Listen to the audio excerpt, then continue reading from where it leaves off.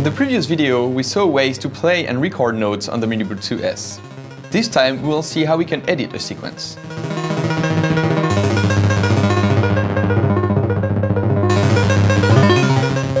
In the previous video, we discovered how to play and record notes on the MiniBrute 2S. This time, we will see how we can edit the sequence. I can set the length of my sequence from 1 to 64 steps. First, I need to hold the last step button, then press one of the 16, 32, 48 or 64 buttons. It will automatically set the length to the end of the page I pressed.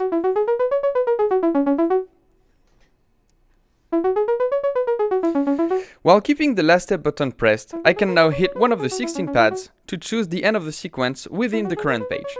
For instance, if I want to add 8-step sequence, I hit page 16, then press pad 8.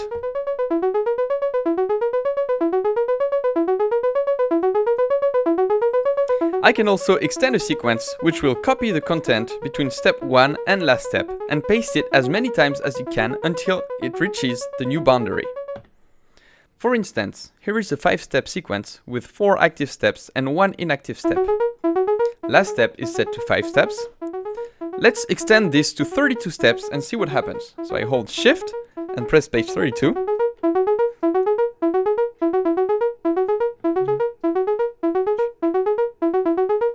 As you can see, the pattern is repeated multiple times.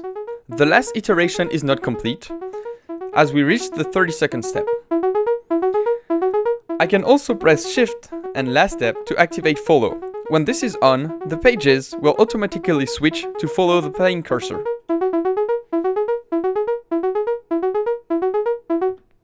It is possible to edit some options for the sequence by holding Shift and pressing the 16 pads. Let's have a look at the available options. The first 4 steps set the playing direction, either forward, reverse, alternate, or random. Let's use a 8-step sequence and see how it sounds. So forward, reverse, alternate, and random. The next 4 steps lets you select the playing speed, either 1/4, 1/8, 1/16, or 1/32.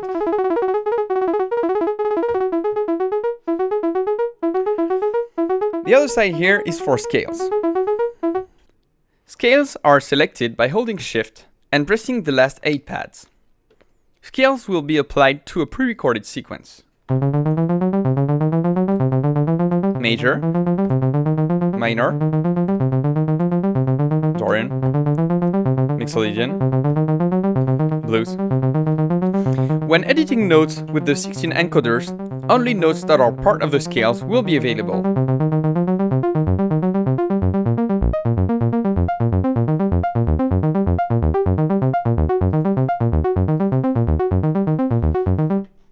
After selecting a scale, keep the pad held and turn the tempo knob to set the root note for the scale.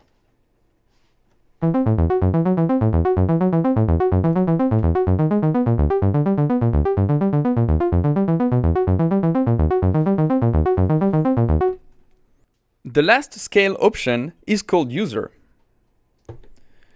You can set which notes are available in your scale by keeping the User button held and activating or deactivating the 12 first pad. The first one is the root note and cannot be deactivated.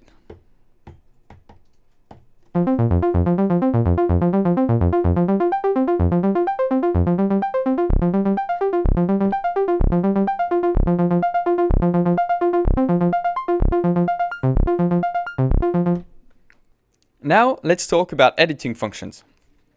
The edit section has 4 buttons: save, copy, paste, and erase.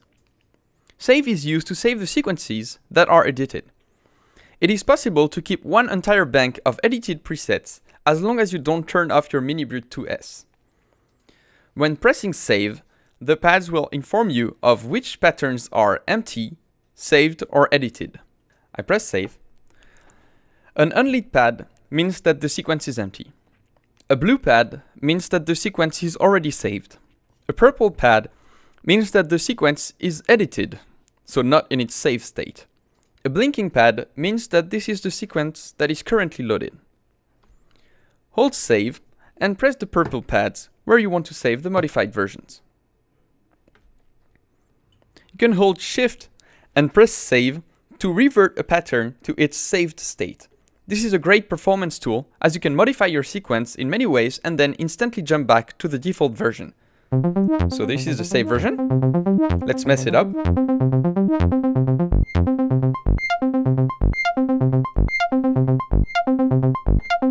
Right? And now just Shift.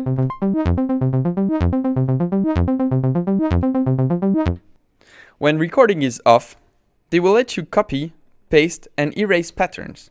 I can press copy, hit a pad to select a pattern. Once copied, I can paste it somewhere else, either on the same bank by simply pressing another pad, or on another bank by turning the tempo encoder, while the paste button is pressed to select a new bank and then paste. The erase button will clear the content of a sequence. Pads are now unlit because they are empty. When in step recording mode, the copy and paste buttons can be used on step and pages. So, you can copy this step and paste it anywhere. You can erase. I can also copy a page here and paste it on page 32. So now the content of the first page is pasted on the second one. It is also possible to copy multiple steps at a time. I can hold copy, select a number of steps, for instance these 3 steps, and now I can paste the first step where I want them to be copied.